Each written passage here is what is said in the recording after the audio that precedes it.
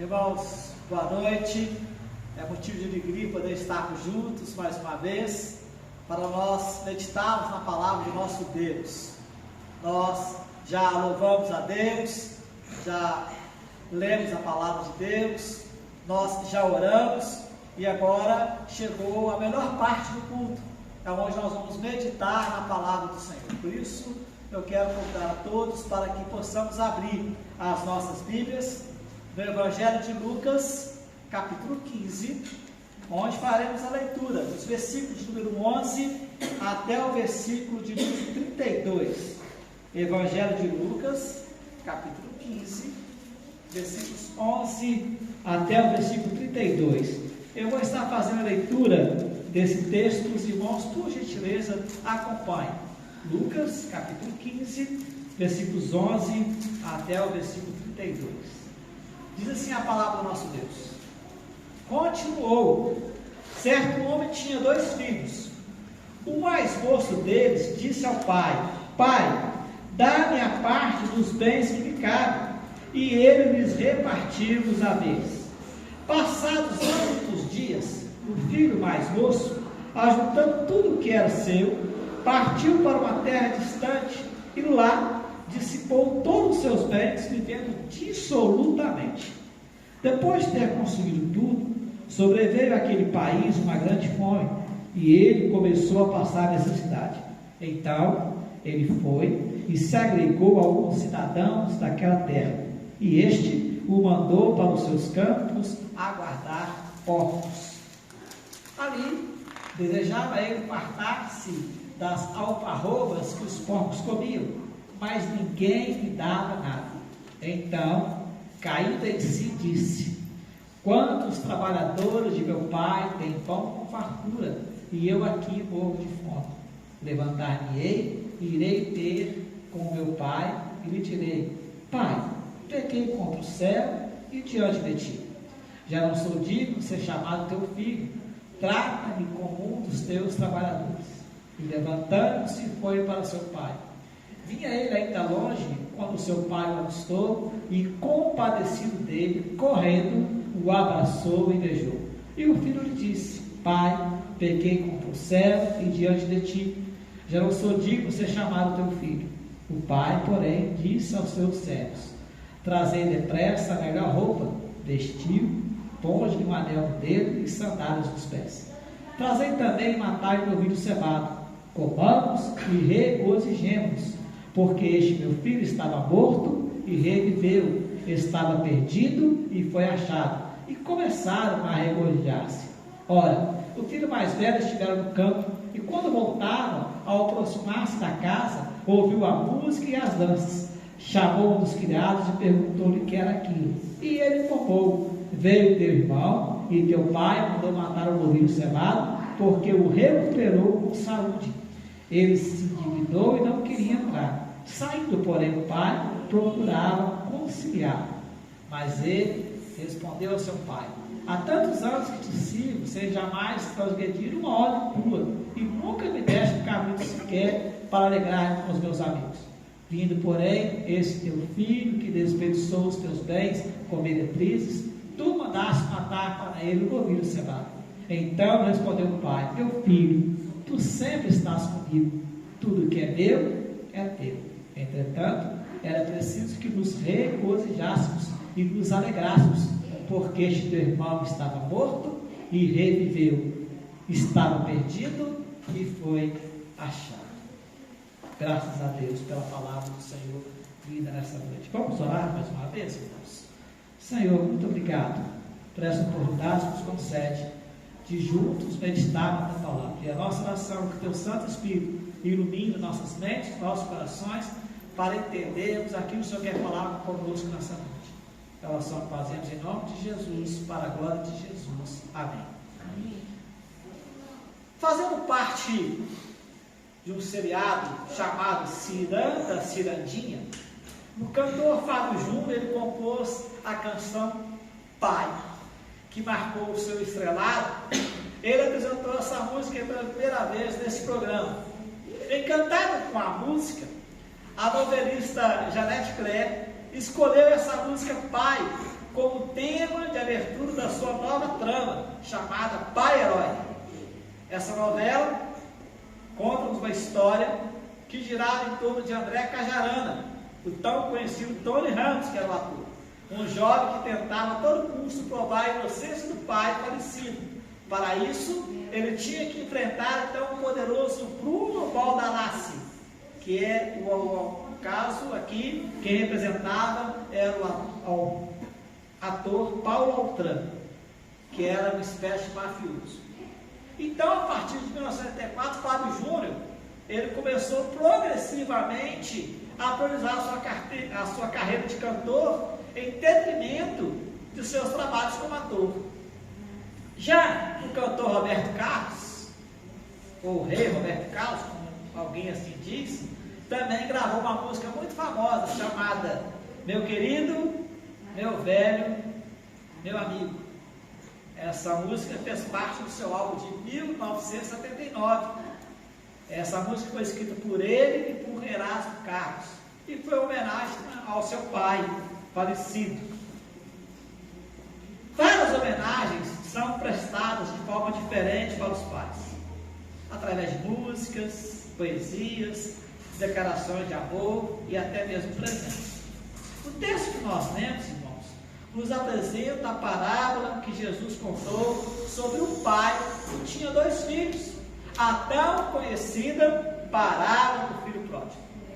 Os publicanos e pecadores aproximavam-se de Jesus.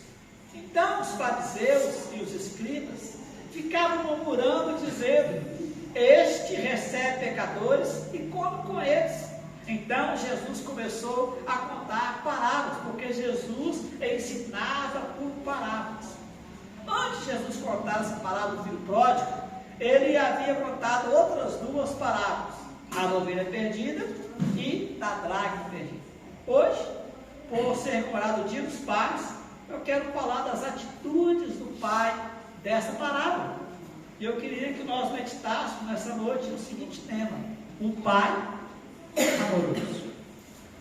Um pai amoroso. Um pai amoroso, ele reparte a sua herança. A partilha de bens ou herança é justamente a divisão do patrimônio deixado por aquele que morreu. Ela ocorre entre aqueles que têm direito a essa herança. Após o falecimento, a partilha dos bens, ela é dividida prioritariamente entre os filhos e o cônjuge do falecido. Na parábola que Jesus contou, o filho mais moço, ele pede ao pai que ainda estava vivo a sua parte dos bens. Aquele filho não respeitou os princípios da lei. Ao pedir a sua parte, então, da herança, aquele jovem estava declarando que o que ele queria era que seu pai já estivesse morto. Infelizmente, tem muitos filhos que não respeitam o seu pai. Tratam os pais vivos como se eles estivessem mortos. Mas aquele pai, ele não se importou com isso. Pelo contrário, o texto nos informa que ele lhes repartiu os haveres. Ele simplesmente repartiu os haveres. No texto, meus irmãos, o pai não questiona.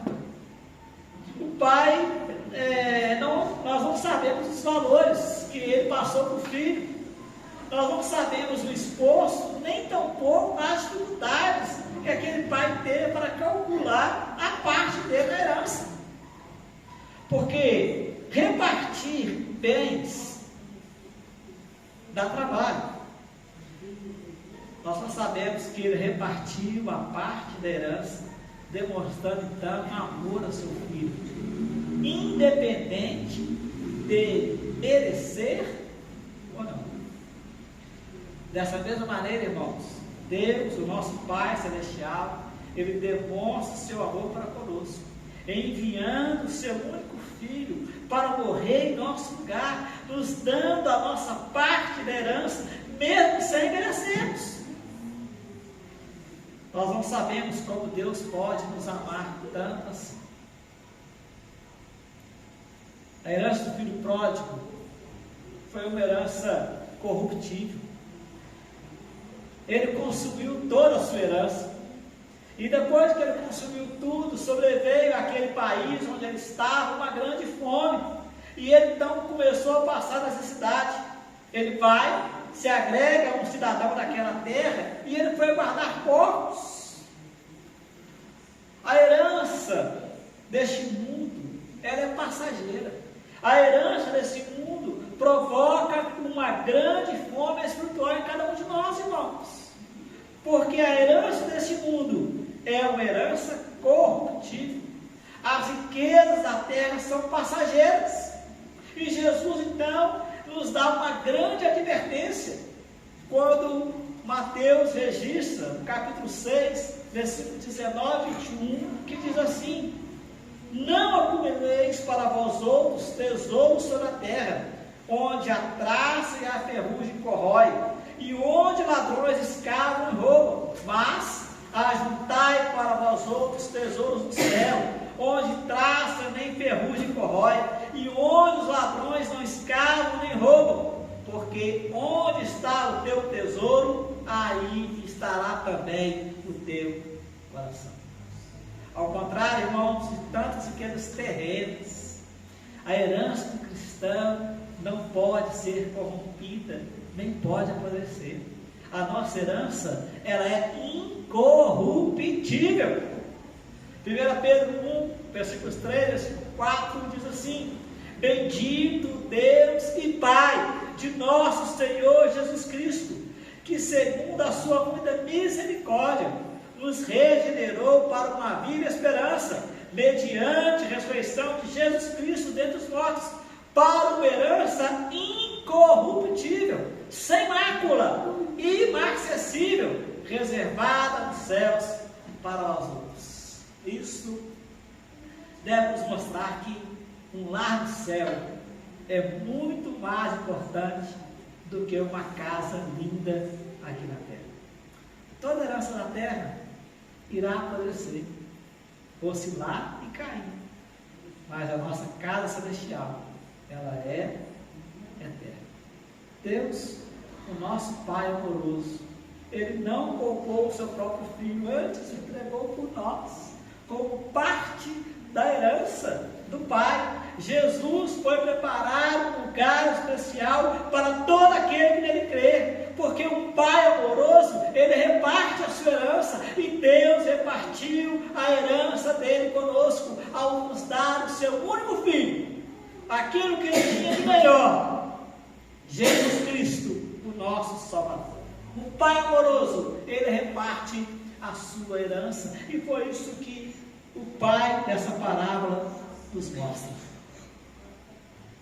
O mais moço deles disse ao pai: Pai, dá-me a parte dos bens que ficaram. E ele lhes repartiu os haveres. O Pai amoroso, Ele reparte a sua herança. Deus, nosso Pai amoroso, já nos deu a nossa parte da herança, mesmo sem merecermos. Segunda coisa, irmãos, que um Pai amoroso, além de repartir a sua herança, Ele também demonstra sua compaixão. Por compaixão se entende o sentimento piedoso de simpatia para com a tragédia pessoal de outra pessoa.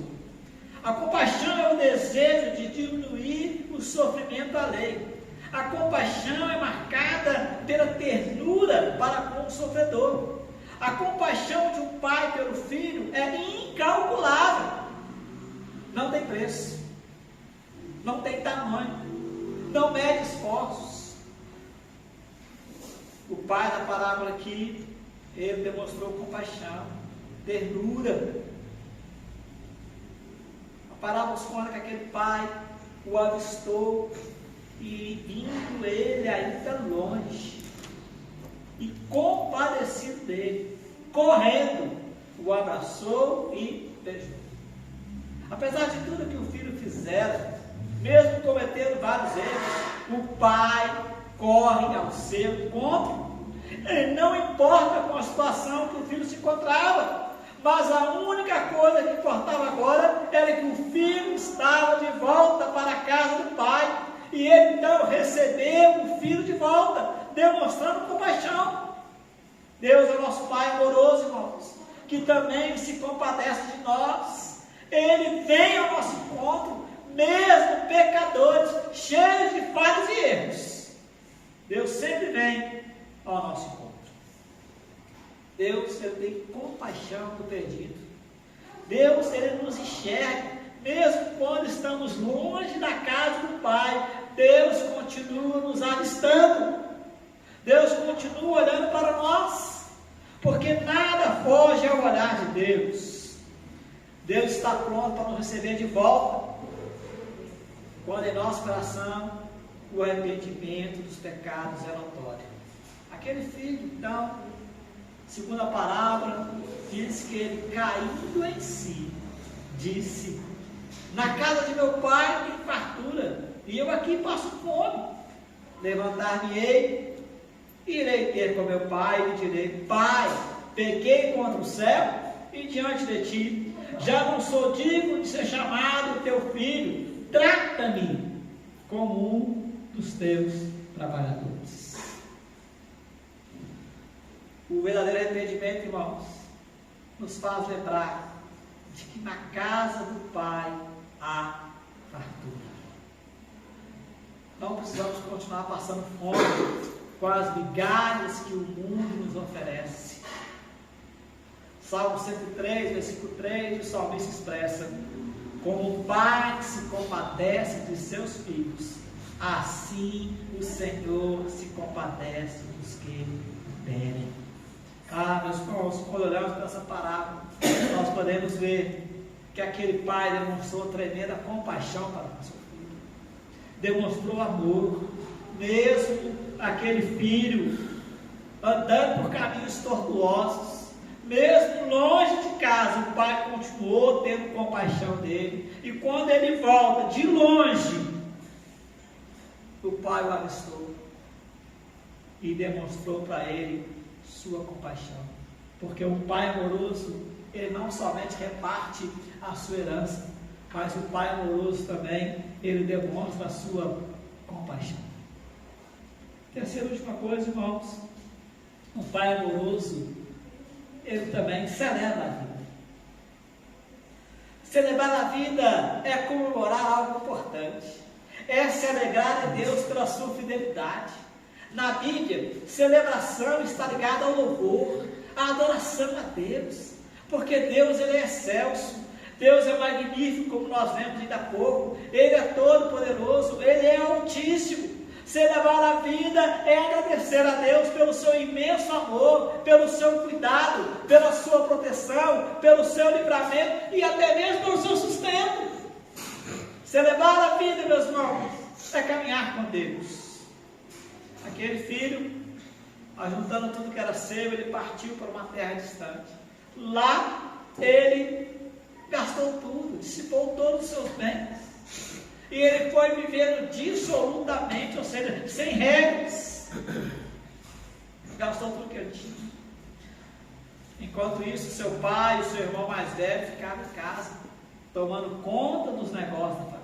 Aquele pai, aqui da parábola, era um excelente administrador, porque mesmo dando ao filho mais moço a parte da sua herança, ele ainda tinha condições, recursos para continuar administrando os seus bens e os seus servos, os seus empregados.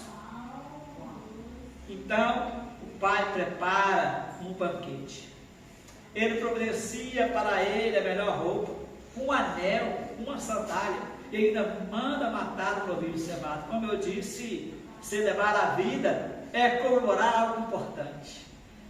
A festa estava pronta, agora era hora de celebrar. Agora o filho não estava mais maltrapilho, com a roupa suja e manchada pelo pecado, não. Foi dada uma túnica. A túnica servia para dar aparência de destaque em uma pessoa. Agora, aquele filho recebe a melhor roupa. A melhor roupa representa a justificação. Com novas vestes ele foi justificado e recobrou a aparência de filho. Deixou de parecer como um mendigo, porque celebrar a vida é ter as vestiduras lavadas e remidas no sangue de Jesus Cristo. Agora nós temos uma nova túnica.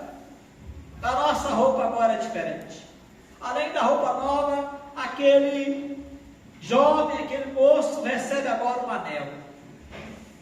Ele agora tinha um anel sobre o seu dedo.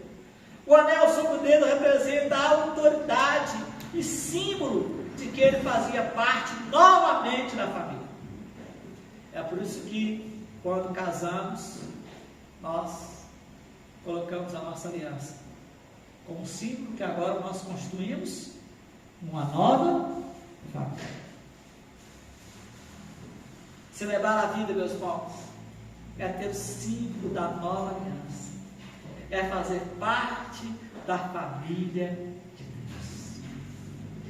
Além da roupa, além do anel, ele também ganhou sandálias.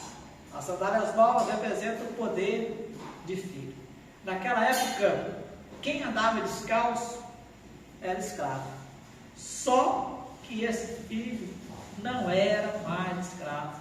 Por isso o pai mandou colocar sandálias sobre seus pés. Porque celebrar a vida é ser filho de Deus e não escravo do pecado. E ainda mandou matar um novilho cevado. Novilho cevado é símbolo de sacrifício. O sangue derramado para a remissão dos pecados. Celebrar a vida então é ter os pecados perdoados pelo sangue do Cordeiro que foi derramado em nosso favor. Celebrar a vida não é viver mais, irmãos, de acordo com o mundo, dissolutamente, mas celebrar a vida é viver de acordo com o que a palavra de Deus nos ensina. E Paulo, então, escrevendo aos Romanos, diz: não vos conformeis com este século, mas transformai-vos pela renovação da vossa mente, para que experimenteis qual seja a boa, agradável e perfeita vontade de Deus. Aquele filho estava morto, em reviver. Ele estava perdido e foi achado. É motivo de celebração. Celebrar a vida. O céu celebra a festa do céu quando o pecador se arrepende e volta para a casa do seu pai. O pai amoroso, ele celebra a vida, ele comemora as coisas importantes, principalmente da família. E como é bom nós comemorarmos juntos em família, irmãos. Como é bom nós comemorarmos juntos as vitórias que a nossa família tem. Eu fico imaginando a alegria do coração daquele pai em poder celebrar aquele filho que voltou para casa. Por isso que ele faz essa afirmação: ele estava morto e reviveu. Ele estava perdido e foi achado. Celebrar a vida, meus irmãos,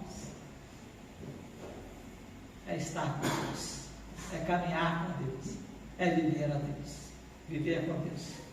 Concluindo, meus irmãos, um pai amoroso, então, ele reparte a sua herança.